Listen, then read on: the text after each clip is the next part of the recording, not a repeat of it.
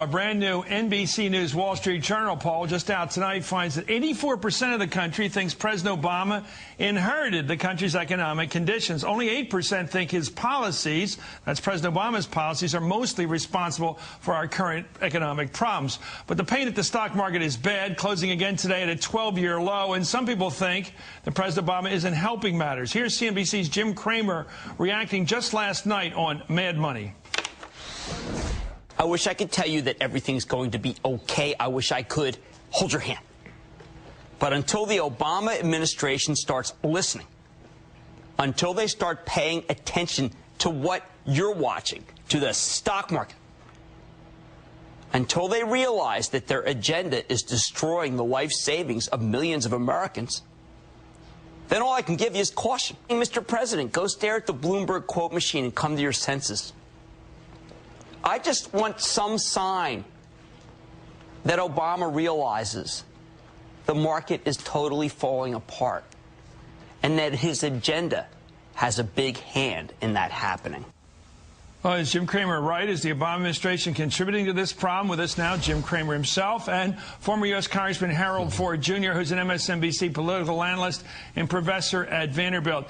I would only guess, having listened to Robert Gibbs, Jim, that the response from the White House will be to what you say, that they're looking at this as a long-term problem. They've got to get out of this ditch. It's going to take a year or so, and the only way they do it is with dramatic action. Now, that dramatic action, meaning big spending, big fiscal policy shifts, tax cuts, all kinds of expenditures. The only way to do that is big time. If that shakes some people in the short run, it's the cost you pay to do what is necessary. Your response? I think that when a man is drowning, you've got two choices. You can throw him a life preserver, get him back in, put him in good shape, or you throw him an anvil. Well, look out. We got the anvil. I mean, I don't know. I guess it could have been a piano. Well, here's President Obama responding to that thought today. What I'm looking at is not the day-to-day gyrations of the stock market, but the long-term ability for the United States and the entire world economy to regain its footing.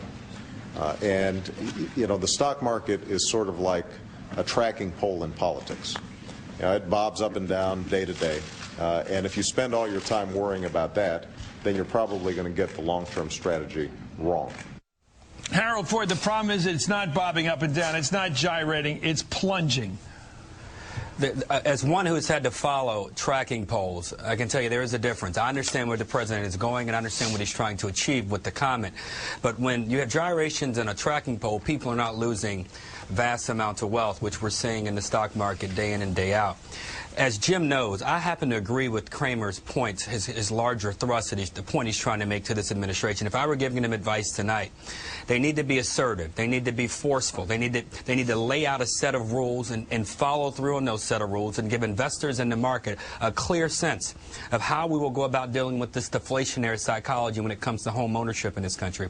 What are you going to do with the $1 trillion of bad assets that these banks have on their books? If you lay out the rules, investors and market players and risk takers, they know how to get us out of this mess and will take the right kind of risk. But if you continue to change, as some suggest that this White House is doing, we will continue to face the kind of strife and the kind of stress, the unbelievable stress we're seeing in the markets day in and day out. Jim, what is it that's driving the market down as you see it?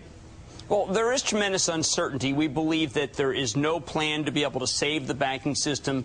The creeping Citigroup nationalization makes us feel what's next. Bank of America, U.S. Bank, Wells Fargo, J.P. Morgan. We also felt that the tax increases, look, I'm part of the tax increase. I take it like a man, but there's a lot of people who feel like now suddenly we're going to get penalized for making a lot of money. And then there's this sense that the health care budget is that was wrong, that the oil stocks are now under attack because the cap and trade, your utility bill is going to go up, and the tone deafness. I got here a little handbook. It's called The Great Crash. John Kenneth Galbraith urges people when he wrote this book to pay attention to what the stock market says. It is not a gyration. It is not a poll. As Harold Ford said, it's the real deal.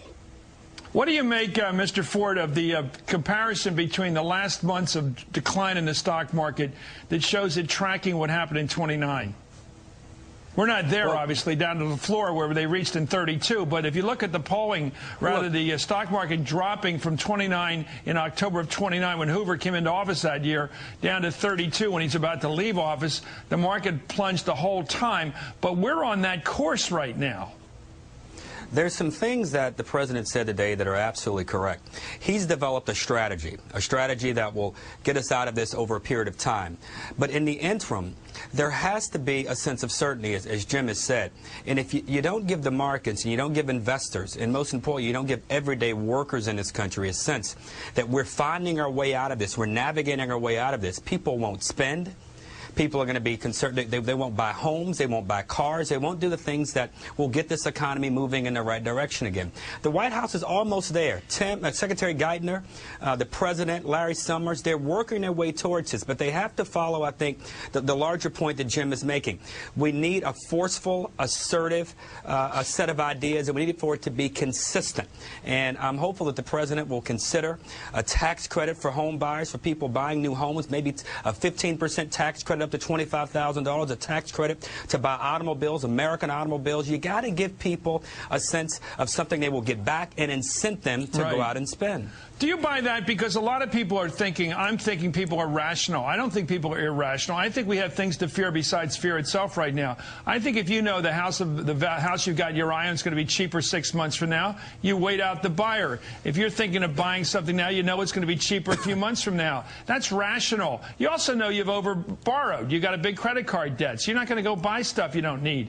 I think people are rational. How do you turn their rationality to start spending? What do you do, Jim? Well, I think that I'm not so sure that it's rational at this point. If you put in what Harold Ford said, if you felt that you were going to get money back if you bought a house, we would work through that inventory of homes. The home price problem is at the genesis of the whole issue. And had we put that tax credit in that was substantial, particularly for existing homes, we would see a turn in people's principal asset. I think that did matter. I agree with you that people are acting rationally. But I think that they can be, because they could act rationally, be propelled from the sidelines to start buying homes. We get through that inventory, and then that would keep people in their homes, and foreclosures would go down. Right. That's the essence of America. Okay, and you think Barack Obama, the president's big mistake right now, is talking big on health care, big on the budget, raising taxes on the wealthy, and that's it. That's what you don't like. You don't like his basic fiscal policy. You don't like his values. You think they're hurting the country. No, I think that he needs to put the agenda in a more quiet fashion. Say, look, when things get better, here's what awaits you. But we're going to get them on even footing first. I agree. Look, I'm against greenhouse gases. I want wind power. I think that that the poor people don't make enough money. I'm willing to accept the tax increase. But the vast majority of people right now are saying, listen, I'm fearful. Could you slow it down? If you slow it down, I'll get on board. Okay, thank you, Jim. You've never been accused of slowing it down. Thank you very much, Jim Cramer. Mad Money airs weeknights at 6 and 11 Eastern on CNBC. And thank you, Harold Ford.